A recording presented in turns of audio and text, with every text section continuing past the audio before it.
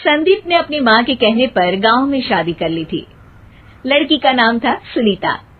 माँ का कहना था एकदम मॉडर्न बहू नहीं होनी चाहिए, लेकिन उन्हें नहीं पता था कि गांव से आने वाली बहू सुंदर सुशील तो होगी और उसको गांव से बाहर भी निकाल लाएंगे, लेकिन उसके अंदर का गांव कैसे बाहर निकलेगा।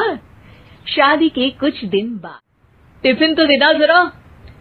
बेटा अब तो स्कूल नहीं ऑफिस जाता है, माँ से नहीं अपनी बीवी से टिफिन मांगा कर। ओके माँ। सुनीता टिफिन ले आओ। एक किलो टिफिन, इसके अंदर पिस्ता डाल दिया है। पिस्ता? सास जी ने बोला था ना कि आपको पिस्ता बहुत पसंद है। ओहो, मैंने पिस्ता नहीं पास्ता बोला था, पास्ता। पास्ता?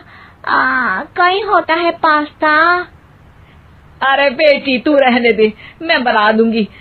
अच्छा किया कि पाव भाजी बनाने का नहीं बोला, वरना किसी के पाव बना देती है।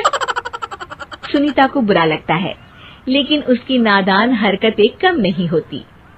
ऐसे ही एक दिन, अरे तुमने ये क्या लगाया है? अरे आप वो फूस करके लगाते हैं ये डियो। का दियो? किसको दियो? अरे वही ना जिससे खुशबू आती है। हाँ सही पकड़े हैं। अच्छा लेकर तो आना। कौन सा डियो लगाया तुमने? अभी लेकर आते हैं जी। संदीप की बात मानकर सुनीता अंदर से खुशबू वाला फुसफुस लेकर आती है। ओएमजी। ओएमजी मतलब ओ माय गणेश ना। अरे ओएमजी छोड़ो, और ये खुशबू वाला फुसफुस की बात कर रही थी तुम? हाँ इसी की, फिर से सही पकड़े हैं। अरे देवी, लेकिन आप सही नहीं पकड़े हैं, ये डियो नहीं है। डियो नहीं है तो? अरे ये रूम फ्रेशनर है जिसको कमरे में छिड़कते हैं, खुद पर नहीं। कोई बात नहीं, माँ कहती थी आत्मा किराएदार है, शरीर एक किराए का कर्म। हम शरीर पे ये डाल लिए तो क्या फर्क पड़ जाएगा। अरे बहू, ओ बहू, मेरे लिए फल दो यार, फिर मैं बाजार जाऊंगी। सुनीता अपनी सास के लिए फल लेकर आती है। अरे बेटा, पपीता, तरबूज और सेब फल ऐसे कैसे खा लूं? काट कर तो लिया।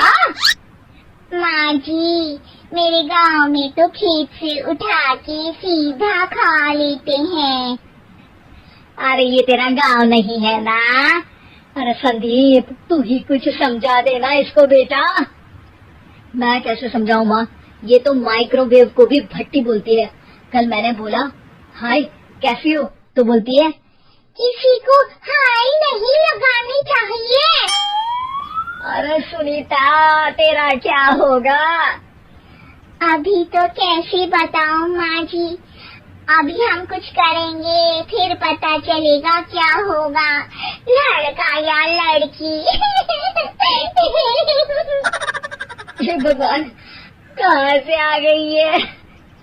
रामपुर से जी, आप ही तो लेकर आए थे मुझे। अरे मुझे माफ कर दो।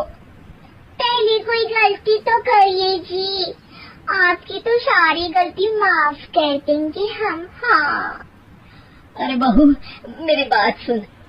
फल यानी कि फ्रूट जब भी लाए ना तो काट कर लाना, ठीक है? जी ठीक है माँ जी, फल यानी फ्रूट यानी काट के लाऊंगी। सुनीता रोज ही कोई ऐसी हरकत कर देती जिसकी वजह से उसे घर में दो बातें सुननी पड़ती। एक दिन, माँ मेरे बॉस घर पर आने वाले हैं शाम को, उनका बर्थडे है, फैमिली साथ नहीं रहती उनके, तो यही पार्टी कर लेंगे। उनको अच्छा लगा तो शायद मेरा प्रमोशन भी हो जाएगा। मैं ना फ्रूट केक लाकर फ्रिज में रख दूंगी और तेरे साथ आज खाना मैं बनाऊंगी, ताकि जब साहब आए तो खाने में कोई गड़बड़ ना हो। शाम को जब सारी तैयारियां हो जाती है, संदीप के साथ बड़े साहब भी घर आते हैं। आप फ्रूट केक तो ले आना बहू, फिर खाना खाएंगे। और इस सब की क्या जरूरत थी? आपने बुलाया वही काफी है। सर, आपका परिवार शहर में नहीं है तो हम ही आपके परिवार जैसे हैं सर।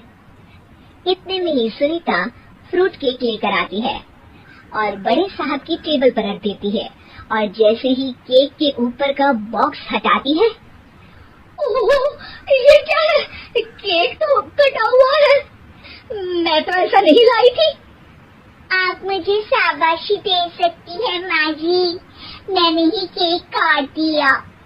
आपने कहा था ना, फल यानी फ्रूट यानी हमेशा काट के लाना।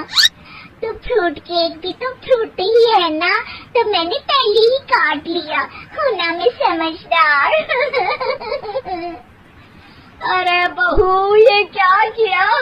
केक हमेशा वही काटता है जिसका जन्मदिन होता है। तुझे एक बात भी समझ नहीं आती, एक नंबर की बेवकूफ है। पूरा माहौल बिगड़ चुका था। संदीप को लगने लगा था कि साहब उसे प्रमोशन तो दूर की बात है, कहीं डिमोशन ना दे दे, लेकिन साहब बीच में ही बोल पड़ते हैं। अरे कोई बात नहीं, ये इनकी बेवकूफी नहीं है, इनका भोलापन है। बेटा, आप कहाँ से हो? रामपुर गांव से। अरे वाह, गांव से? फिर तो आपके गांव में ताजे फल और सब्जियां मिलते होंगे। हाँ, सही पकड़े हैं। हम तो काटते भी नहीं, सीधा खा लेते हैं।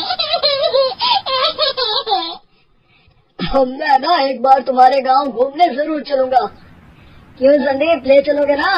मुझे गांव घूमना बहुत पसंद है। बस फिर क्या था, संदीप और सास दोनों खुश हो गए, क्योंकि साहब को सुनीता ने गांव की बात करके खुश कर दिया था। अब संदीप का प्रमोशन पक्का था। शिक्षा, कभी भी किसी भी गलती पर घबराना नहीं चाहिए। हो सकता है कि उस गलती की वजह